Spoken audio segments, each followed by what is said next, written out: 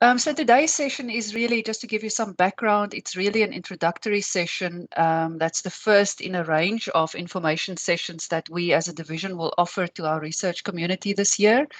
And let me just state right up front that by research community, we mean all our academic staff members doing research, as well as postdocs, as well as postgraduate students, research students. So that is our stakeholder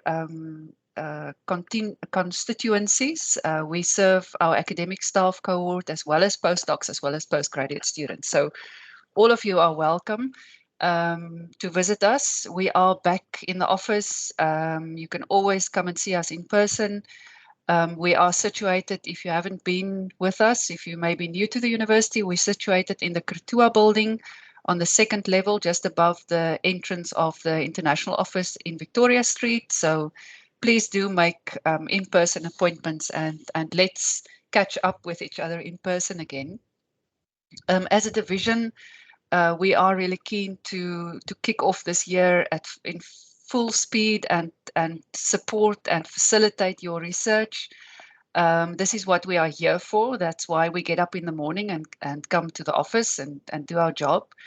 And with apologies to any other past environment, so professional administrative support environment, people that might be in the room, we really do think that we as a division have the coolest jobs on campus, in that we are exposed to an enormous range of immensely interesting research projects, people, and that we really have a cool job and we really want to do it well and we really want to serve our research community as best we can. So let me give you, firstly, I'll start out with a bit of an overview of research at Stellenbosch. I'm not going to dwell on that for too long, but I did think it would be valuable, especially for people that might be new to the university, to just get a bit of a recap for the people who've been here for a long time as well, of our overall research strategy and what the university is striving to be in terms of a research intensive institution. So the vision of the university, this is of course what we view as our guide in terms of our own planning and strategies and activities. The SU vision for 2040 says that Stellenbosch University will be Africa's leading research intensive university, globally recognized as excellent, inclusive and innovative, where we advance knowledge in service of society.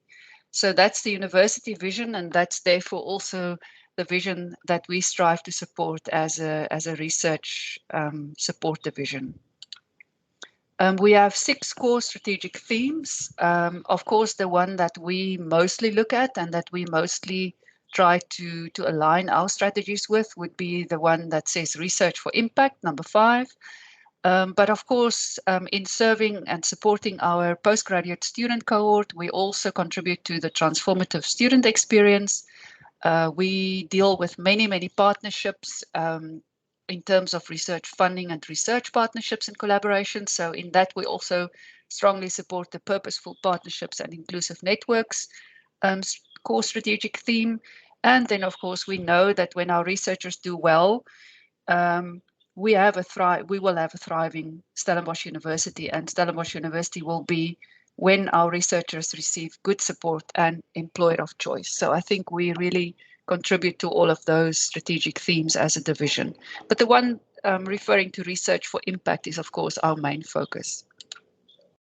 Just to elaborate a bit more on that particular theme, it's stated in our research strategy, institutional strategy, that we will strive to develop a research agenda derived from our values, societal needs, and the sustainability imperative. We will conduct research of significance based on selected, focused strategic research areas, and quite a bit of what I will say in the slides to follow will refer to that. We will inform the future research agenda and strategically involve our stakeholders. Of course, research is not a game that one plays alone. It is very much a team sport, and we have to compete on a global level, and we therefore have global partners and stakeholders helping us with that. We will conduct collaborative and interdisciplinary research, also transdisciplinary research, which implies that we involve our external stakeholders or communities that will be affected by our research outcomes in that research. and address the grand challenges of society. And then we will create an embedded culture of innovation and entrepreneurship in our research. So a lot of what we do, a lot of our strategies that we devise are aimed at advancing these goals. So just to give you an idea of the 5 strategic research areas, these areas were developed with a task team from the faculties a number of years ago. And we've now really started developing these areas, kind of grouping our research activities also under these different areas. The first one is natural environment, the second one, health and human security. The third one is social justice and development. The fourth, human creativity and social innovation. And the fifth, systems and technologies for the future. So as you can see, these are very, very broad umbrella. We call them umbrella areas, and they are basically intended deliberately to cover almost everything that we do in terms of research at Stellenbosch. Now, many people might ask, so why do we then call them strategic research areas? It's simply for the purpose of packaging our research, of being able to show also to potential funders where specific research areas fit in very well with the Stellenbosch research strategy. And therefore, we have to present more to the outside world, really, these umbrella areas, which means that when calls come for big centers or institutes or chairs to be established, we can always present these strategic areas and motivate why we choose to apply for very specific funding for research areas. So we use this as a way to package our research. It doesn't really play a very strong role in steering our research, I would say. It's really more for the purpose of packaging it well for the outside world. The one aspect of this strategy that we want to very strongly always convey to external funders, and particularly also to our government departments funding research, is that these more applied research areas are anchored very, very strongly in fundamental and basic research. Stellenbosch University has a very, very good track record of academic departments focusing on fundamental and basic research. And we believe that a continued focus and a continued support of these fundamental basic research areas will ensure that we can solve those problems that we don't even yet know exist into the future. So we want to anchor these 5 strategic, slightly more applied areas also in strong support for fundamental and basic research. We use, and this is becoming a bit philosophical maybe, but we use a cityscape as an analogy of our research strategy. And this simply means that under these umbrella areas, we want to establish a really strong interfaculty, interdisciplinary, kind of big collaborative research institute, centers, schools that can really bring people together across disciplinary boundaries to work together as teams to really address some of the biggest challenges in the world. But that doesn't mean that we want to chase all our researchers into these big collaborative groupings. We believe that we can attract people into that where it is really an inspirational space and people can find enrich their own research by working in these big collaborative areas. It certainly also helps us to obtain external funding, where our big international funders certainly look for these big collaborative and transdisciplinary research areas. But that doesn't mean in our cityscape that we want to neglect the smaller buildings, the individual houses, the play parks or the public spaces where new people come together and start discussing, crossing disciplinary boundaries, all of the roads that we need to connect these buildings with each other in order to facilitate this communication. We don't want to neglect this other part of the city. So we really want to nurture this as a very diverse, deliberately nurture it as a very diverse cityscape where we value our individual buildings and our medium-sized buildings and our play parks and our connectivity in terms of the communication between people from different disciplines to talk about issues, research issues, and we want to nurture the whole cityscape. Of course, we want to also have these high-rises or skyscrapers in our city, and we have built over the years, but are also building new ones as we go along. Most of you will know that we, over the past 3 years, established a big school for climate studies, as well as a school for data science and computational thinking. And these are examples. They're not the only examples, but there are examples of these skyscrapers that we try to establish as part of our research strategy. And I think to refer back to the importance of basic and fundamental sciences in all of this, and when I say sciences, I also just want to state that with that, I include the arts and the humanities and the social sciences. I'm not only talking about the hard sciences. The foundation of the city is really also important for the rest of the city to be stable and to grow. And that's where our focus, continued focus on the fundamental and basic research also comes in. Yeah, so this is something that we use. It's a nice picture. I think that also indicates that we appreciate the diversity of research. We don't think that everybody should be in a big skyscraper, and that we see the value of also creating new spaces where people can come together and talk across disciplinary boundaries. And that's really something that this coming year I would like to put quite a bit of focus on, creating some of those spaces. So I'm not expecting you to read this slide at all, but this is simply to show you that under all of these umbrella areas, we have a number of huge initiatives, single chairs that contribute a lot to our research outputs, that are well funded for an extended period of time, different centers, institutes, schools that were created by academics in collaboration with each other. And it's really an exciting space to see developing. Of course, some of these things come and go, but the ones that we list here is the most recent list. And it really is an incredibly rich and diverse landscape that we work in, or cityscape, if you like. You will see that we bring in the cityscape here on the slide again, to keep reminding us that we need to nurture the diversity of the city. But we have some fantastic initiatives that support this strategy already. These are just some stats around our research. We are, of course, already a research-intensive university. We have currently 44 research chairs, funded chairs. We have almost 500 NRF-rated researchers, of which 20 are A-rated or so-called A-rated, which are regarded as, they are regarded as leaders globally in their field. It's really a prestigious accolade. And then we have annually about 350 postdoctoral research fellows, which is also an incredibly important part of our research effort. We have graduated in 2021, which is the last year we could fully measure 310 PhD students.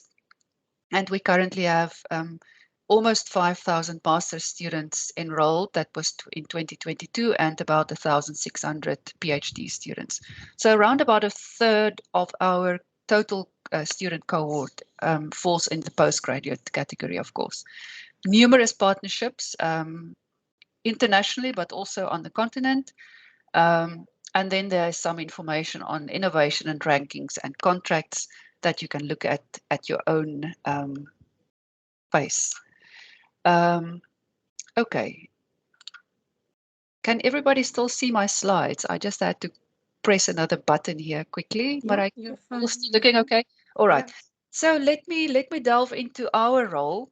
What I've shown to you in the previous slides, and particularly all the numbers of rated researchers, the postgraduate students, etc., etc. All of those things happen in the faculties. And this I want to acknowledge right from the start.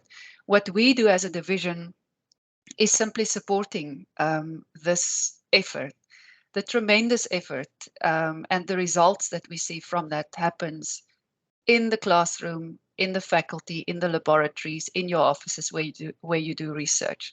And therefore, our biggest focus from our division's point of view are the people in the faculties. And as I said, that includes our academic staff doing research, it includes the postdocs, and it includes our postgraduate research students.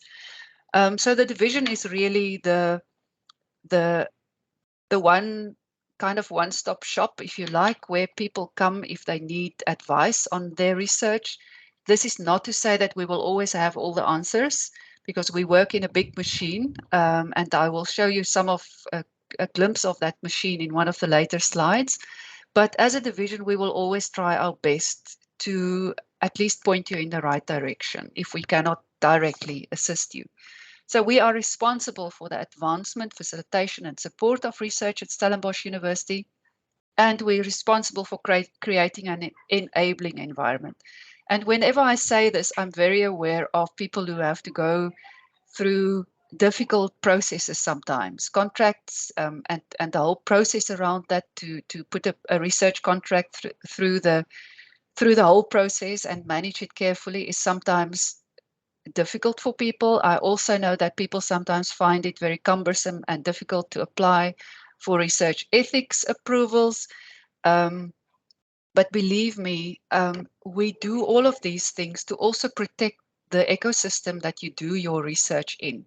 So I always say to my staff, we find ourselves in this very interesting position, sometimes challenging position, where there's sometimes some tension between the protecting the interests of the individual researcher and protecting the overall interests of the ecosystem, i.e. the university that you work in.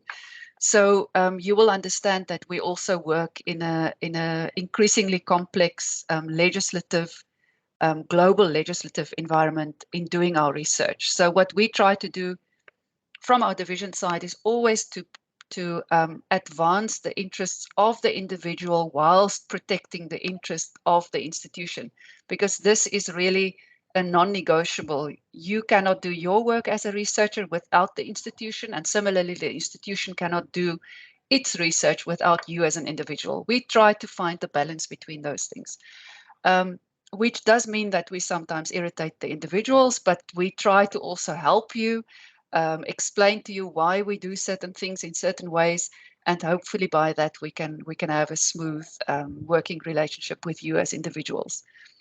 I already elaborated on our stakeholder group, the 3 different groups that we support. And we are a centralized professional support function. That doesn't mean that we don't also acknowledge that there are some research support functions in the faculties. We try to work very, very closely with the faculties, with academic departments, because we also know that you have people within your faculties, within your departments that also support research. But I will show you very shortly what exactly it is that we focus on as a division. And I think the most important message that we want to get across is that we really are batting for the same team.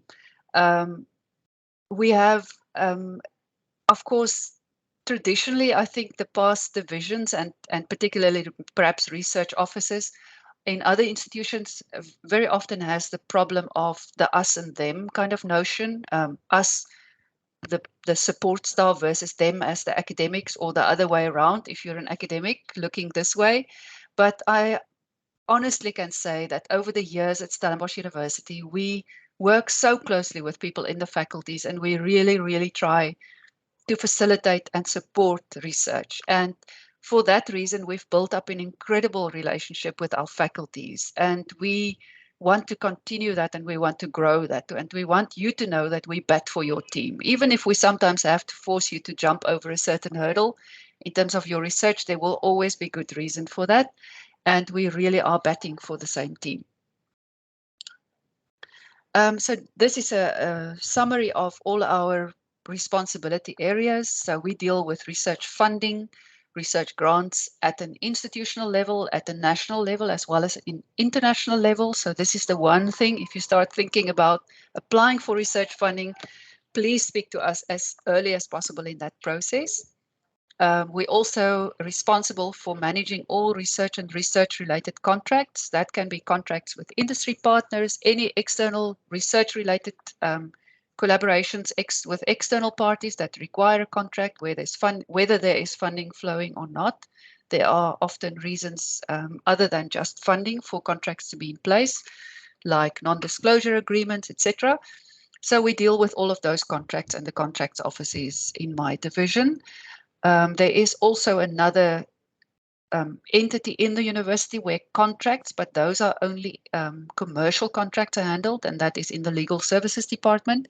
We work closely with them, and if one of our contracts land with them or vice versa, we will always have that communication channel open to direct it in the right direction. We also deal and is responsible for research integrity and ethics, research capacity development, of which this session is, of course, a part of our program. There is also in our division a program for early career academic development, and I will elaborate in one of the later slides a bit more on that program. We support our postdocs. We also, I want to say, we almost run a HR kind of outfit for our postdoctoral fellows.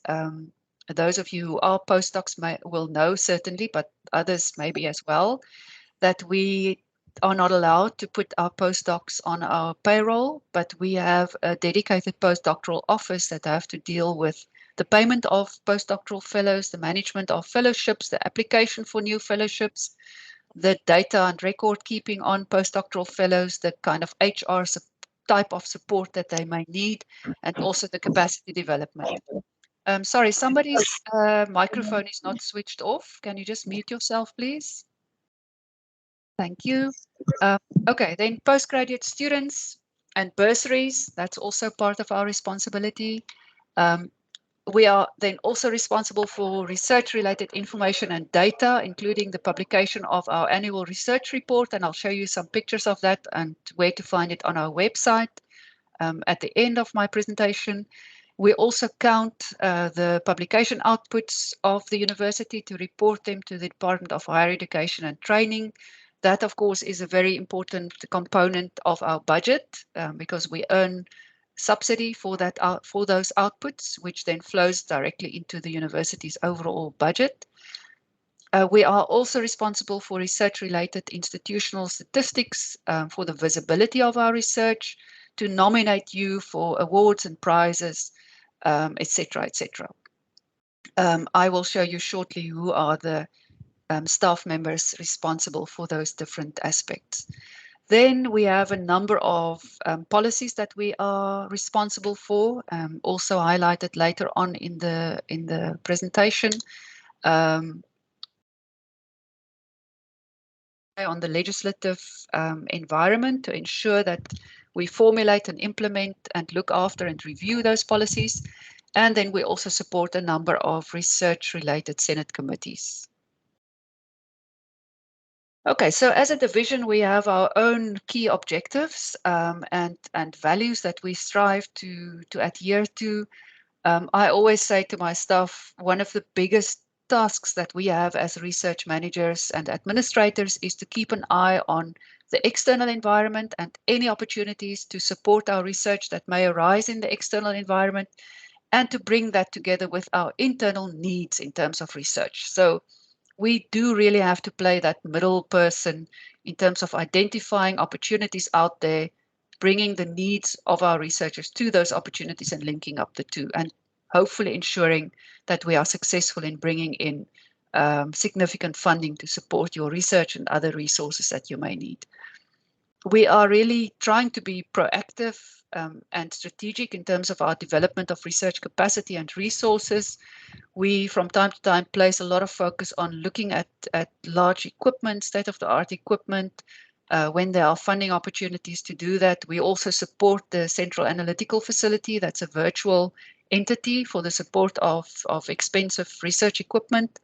And we work together with many other stakeholders in the university landscape also to support our resources for research at Stellenbosch.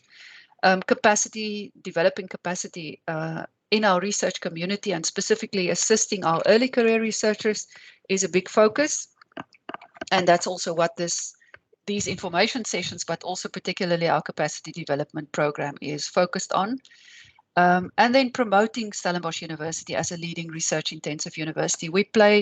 We try to play a really significant role in making visible our research out there, telling the stories of our research, because we know that those stories, again, in turn attract attention of funders, of external collaborators, etc. So we do quite a bit to advance that. In terms of the division, yeah, we want to be a strategic part of your team. We don't want to form our own team and run in a different direction. We really are a strategic part of the Stellenbosch team. We are, as a division, we're really innovative and proactive. In the past, I think now I'm talking about a few decades ago, I think the research office was seen as a few people pushing papers across desks. I can assure you that we are very far from that at the moment. We take great pleasure in our profession, and we are really trying to be innovative and also at the forefront of the research management and administration profession globally. And we participate in many programs and projects to also capacitate ourselves to really offer you the most innovative and supportive environment that we can. Um, a very, very important value in our division is that we are service and client oriented. So servant leadership is one of my own, something that I strive towards, and it's a kind of value that I try to inculcate in my division. Um, I also make it very clear that we are here to my division, and I'm happy to say that my staff sees this and they do it on a daily basis. We are really here, and the reason for us to be here is to advance research at the university. So this is the way we look at our jobs, and we are really enthusiastic in making that happen for you. So this is our organogram. I'm sorry that if it's a bit small, I actually find it on my screen where it's showed quite small, quite difficult to see this now. So I'm going to look a little bit at my bigger screen. We have 7 distinct what we call offices, which are part of this bigger division. And those refer to much to the different areas of responsibility that I've already highlighted, but I will just mention to you briefly what each of them do. I won't be able to go into the details of this, but because this is an overview information session, you will have the opportunity to attend some of their individual information sessions offered by these different offices, where they can delve much, much deeper into the kind of support that they offer, the policies that they have to implement, and how they can help you to comply, and how they can help you to get resources, etc., etc. So firstly, it's the Research Grants Office under the leadership of Marlene Fouchier. Those of you who've been at the university for long will know Marlene and her group. We actually not too long ago consolidated the whole research grants effort in one office under Marlene's leadership.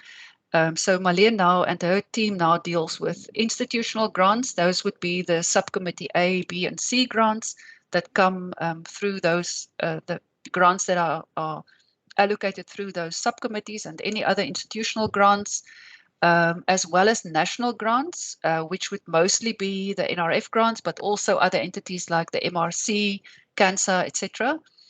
And then, of course, international granting programs. We increasingly focus on those. We realize that funding, research funding in particular at the national level, has not grown together with all our research efforts and our needs. So we really have to look outside of the country. And we're building up a strong team assisting with those different funding programs. We also work quite closely in this with the medical faculties grants management office that focuses a lot on NIH grants, for example, the National Institutes of Health grants, but we can also support those from our side. We've got a big focus on the European Union grant program, where we provide the central support for that and liaison for that. Similarly, we serve as the central liaison, and this team in particular, with the National Research Foundation and the other national funding agencies. So I've put the email addresses also there underneath, and you can use that to contact the people in the grants, research grants office. Then the Research Integrity Office. These are the people under the leadership of Nicola Barsdorf, who deal with all the ethics committees, reviews in the social sciences area, as well as with animal ethics and biosafety ethics. Here we work very, very closely in the health research ethics side, on the health research ethics side, with the Tygerberg office, the health research ethics office there, and Blanche Pretorius and her team. But we are also responsible overall through this office for the institutional research ethics policy, the plagiarism policy, and various other policies related to research integrity, as well as all the reviews that are done on this side through biosafety, animal, and the social sciences committees. This group, this particular office, is also responsible for the implementation of the procedure for investigating any allegations of breaches in research integrity at the university.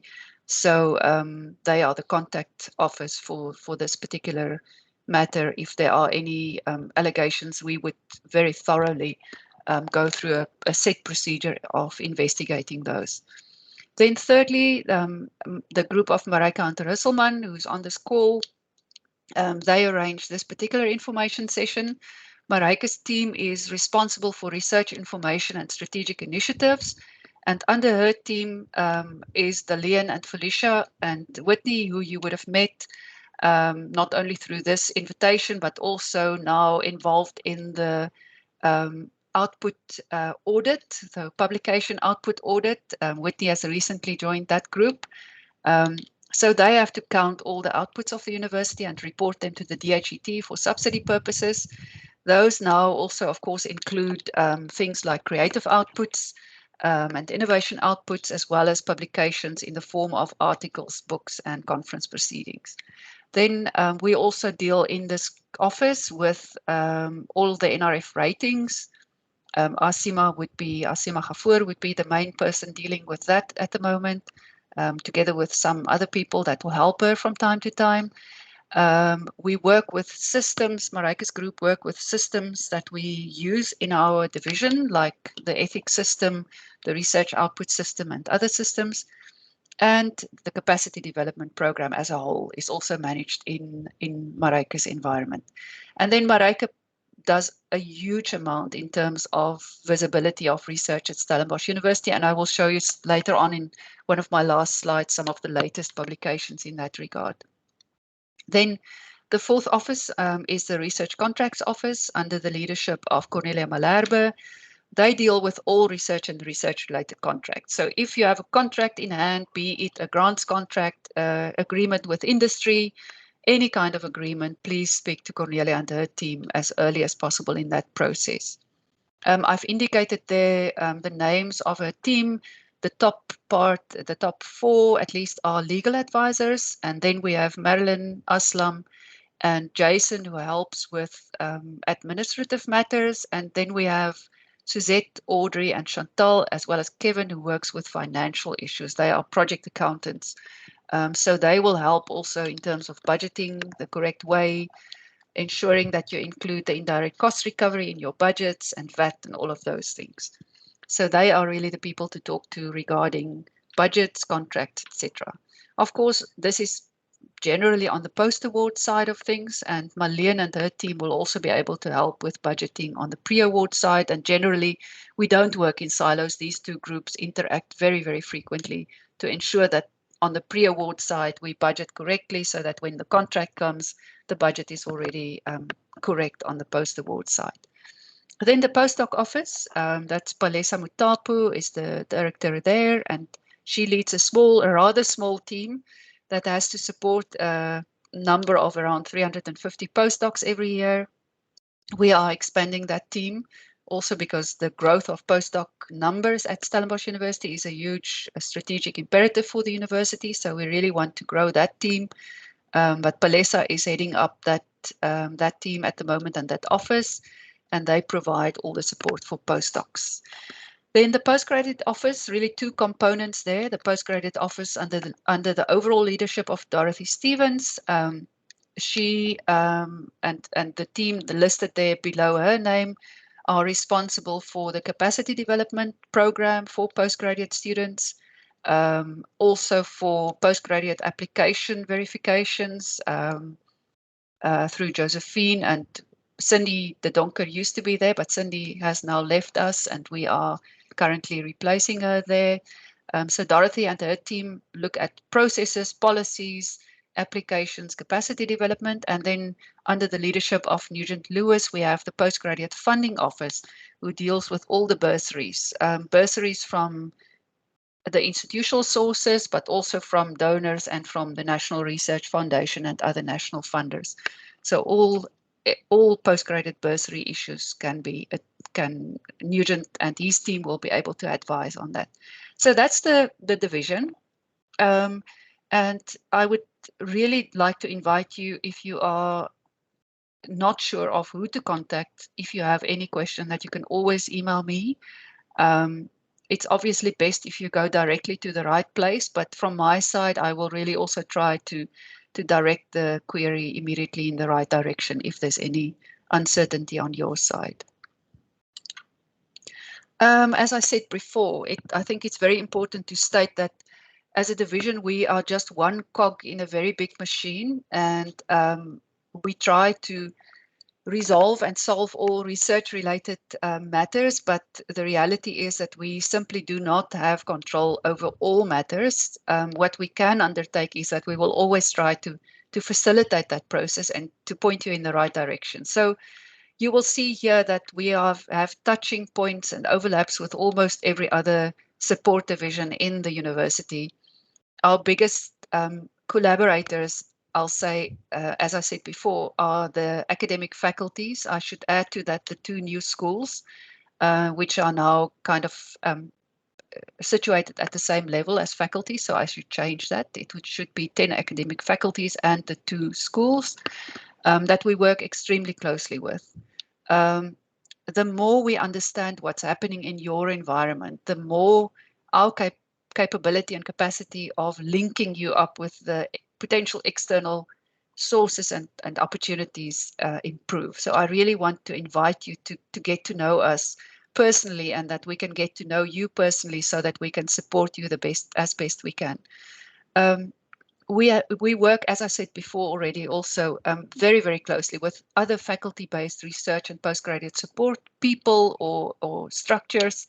The medical faculty is probably one of the best examples of that, where they have quite an extensive faculty-based research support office. We work very, very closely with them, and we work very well with them. Our responsibilities dovetail actually very well, and we always make sure that we involve the right people on that side when we want to get things done. And similarly, in other faculties, we increasingly actually have contact persons or small offices that we deal with to assist the faculties. Then, of course, we work closely on many issues, especially when it comes to collaborations for international grant opportunities, or for joint degrees or any other collaborative purposes. We work closely with Stellenbosch University International. On the side of the postgraduate students and their applications and registrations, we work very closely with the registrar office.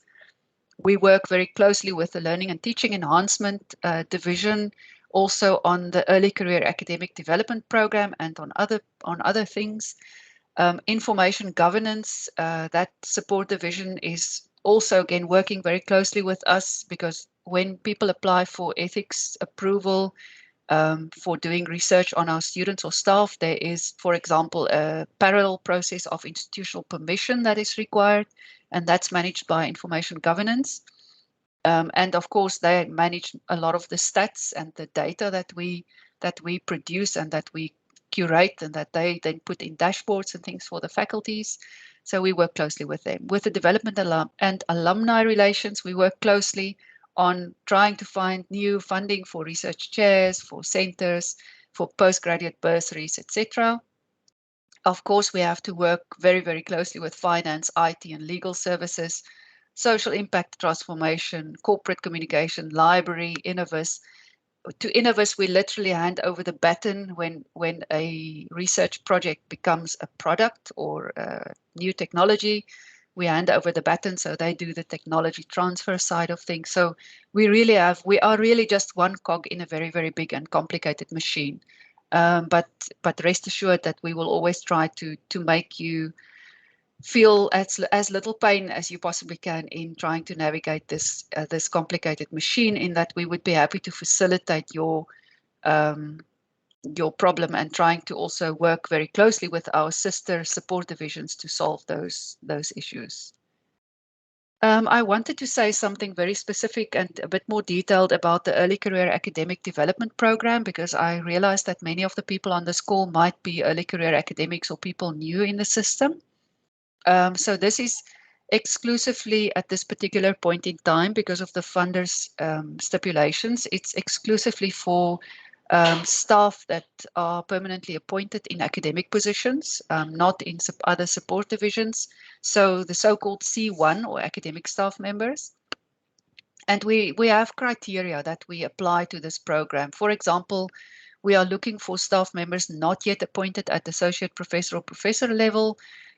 We are looking for staff members at a relatively early part of their research career, in that they are either busy with their PhDs or within 5 to 8 years post-PhD, generally below 45 years of age. So we have created now a cohort on this program of about 120, 130 people per annum that participate in the program. And I think the really interesting and nice spin out of this is that we occasionally, in addition to the support that I highlight here on the slide, we bring these people together in one venue. And we tried last year, we did it twice, 2 in-person events, and we tried to get them to interact and to get to know each other. And the feedback from that has been absolutely incredible. I think the most difficult position to be in when you are an early career academic is to feel isolated. And what we find this program brings is that people feel part of a bigger group, and that they support each other and that they get to know each other. And I think this is a very positive spin-off. But in addition to that, participating in this ECAD program would provide you with the opportunity to have individual mentorship. In fact, we appoint a mentor for each individual participant in the program. We encourage them to develop a career plan together with their mentor. We have give them access to a senior academic advisor, currently in the person of Professor Leslie Swartz, a very, very experienced, seasoned academic, A-rated, who is currently serving and helping us a lot on this program, also advising the mentors and advising the mentees. And we try to link up each individual participant with an individual mentor through this program. Then we give a small amount of a small award. It's really small. I realize it's much too small. It works out to about 15,000 rands per annum, and this all depends on our grant that we get from the DHET. But generally, we've been able to give those awards.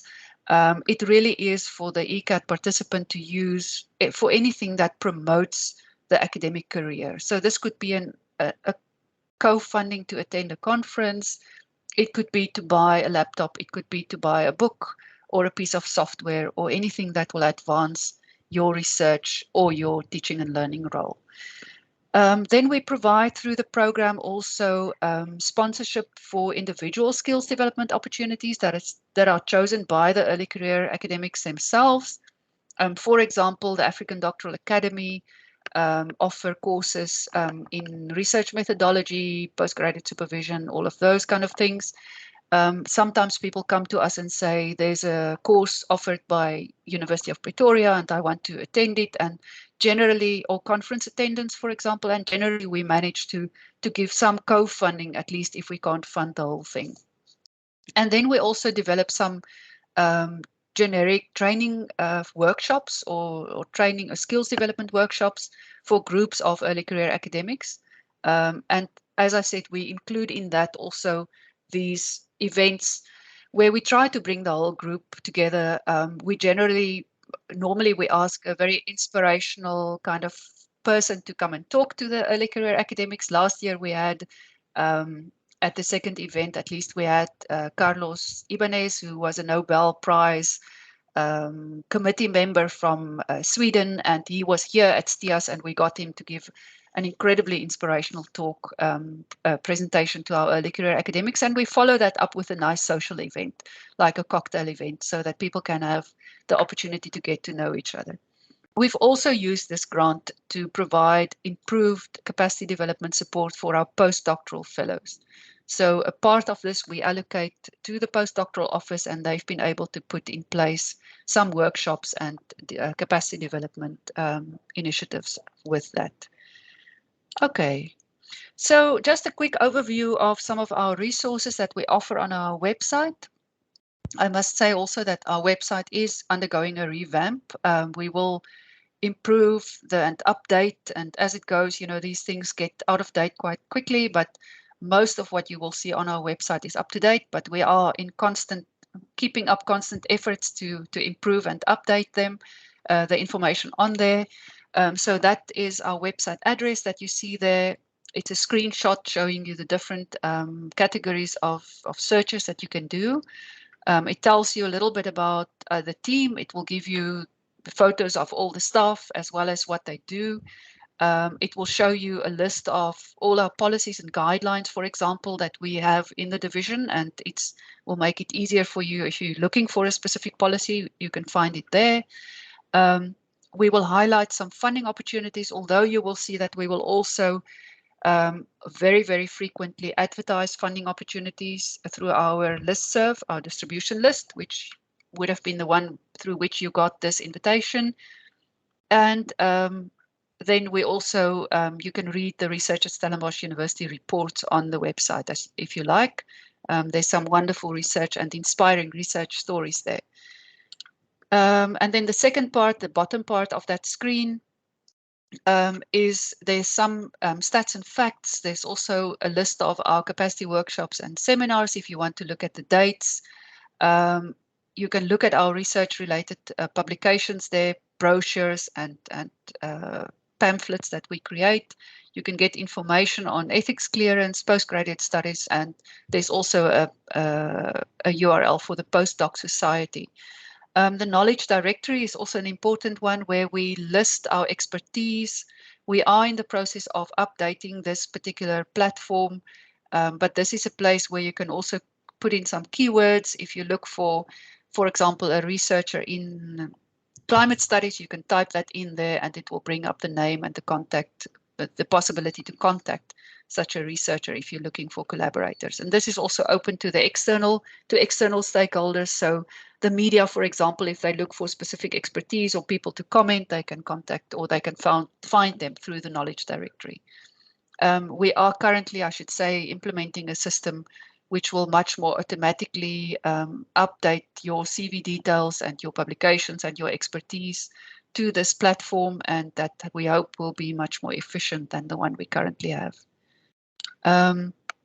So just a few pointers. You would have received, I hope, this invitation to this session through the DRD DRD.com email address. So you can sign up for that listserv.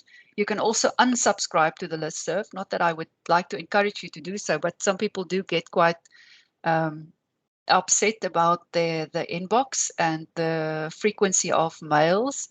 So you can unsubscribe to that, but I would suggest that you keep subscribed to that because we are very careful with what we send out.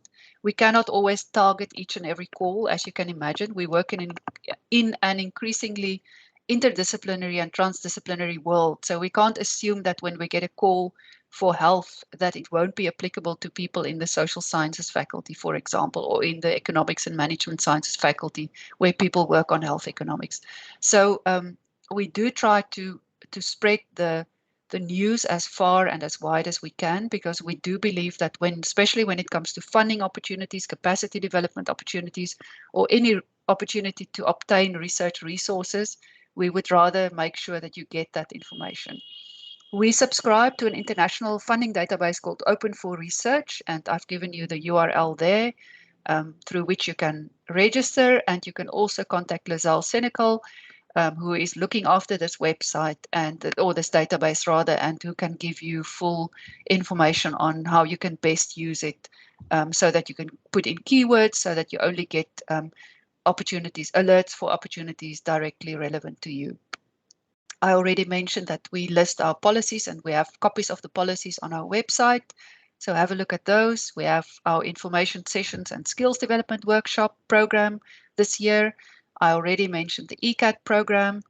And then I think I have already said this also. What we really want to emphasize is that the earlier you speak to us in the process of applying for project funding, um, entering into contracts with industry partners, wanting to apply for ethics, etc., etc. Speak to us early, because the earlier you speak to us, the more we can point you in the right direction and hopefully avoid any frustration with taking a wrong direction and having then to get back to a certain point. So speak to us early. We are here for you, and we are really willing to help. This is just a nice picture of our research reports up to date. We are really proud of these reports. They tell the stories of our research. Um, every year we published since I think it's 2010 or something there. We've got copies and virtual copies of these documents on our website. They are really wonderful documents. This is just the face of the knowledge directory that I've already mentioned. And then last but definitely not least, Marijke and her team, together with collaborating with many other people in the division, as well as in other support divisions, have created a digital platform for the first time in 2022. There's a wonderful publication called Research for Impact 2022, of which we have very few virtual physical copies, because we want to move away from printing too many copies, physical copies, hard copies.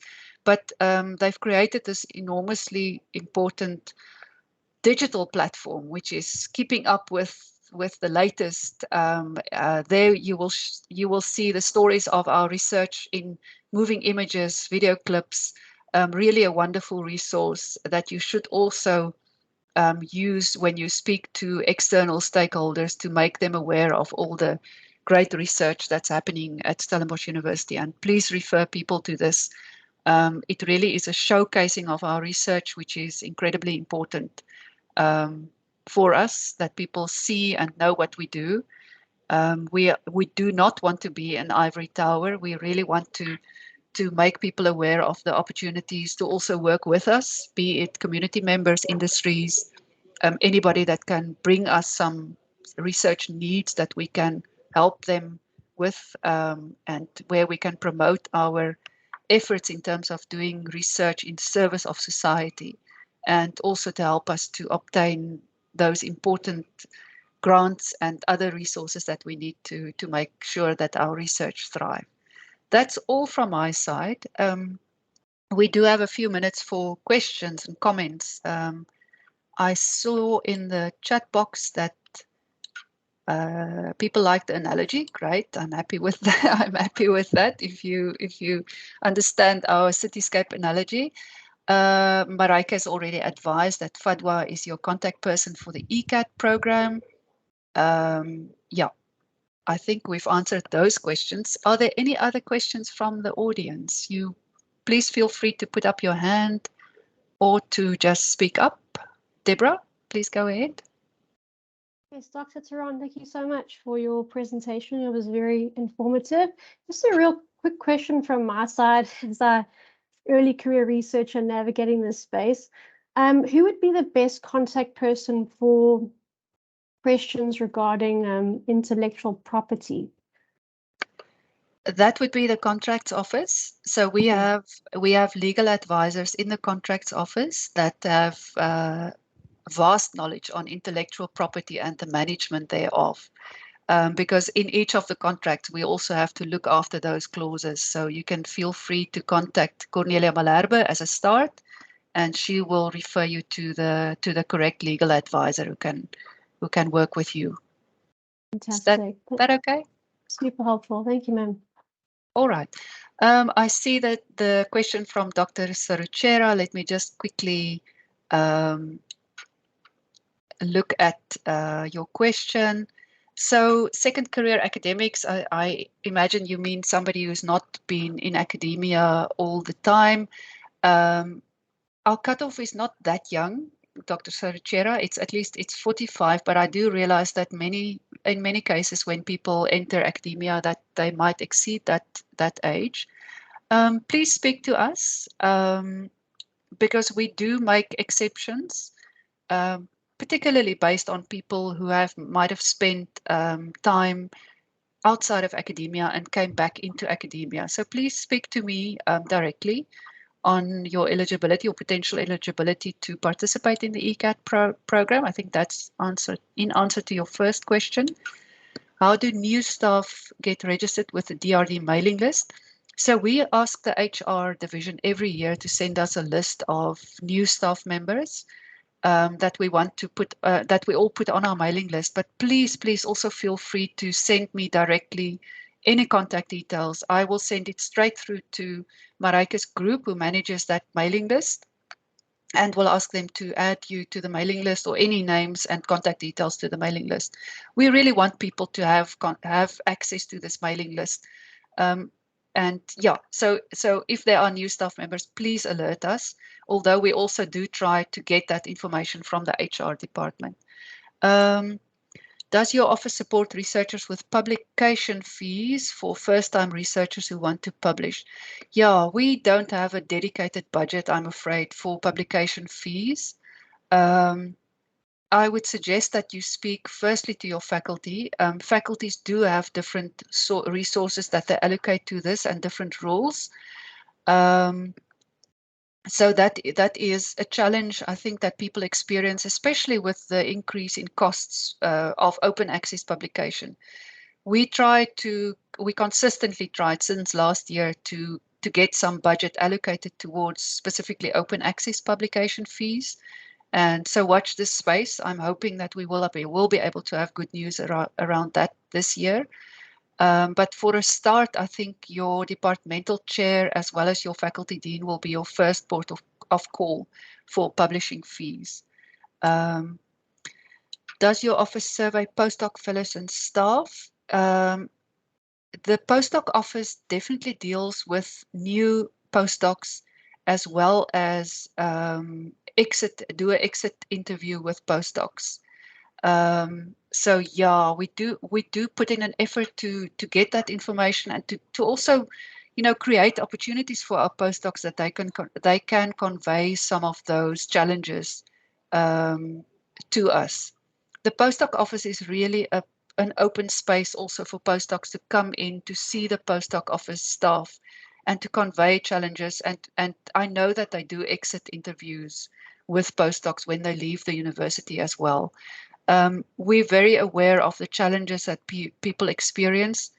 As I said, this is an incredibly complex machine that we work in, and the only thing that we can do is really to try to help our postdocs and our researchers, and especially new people, to navigate this landscape and to direct them in the right way.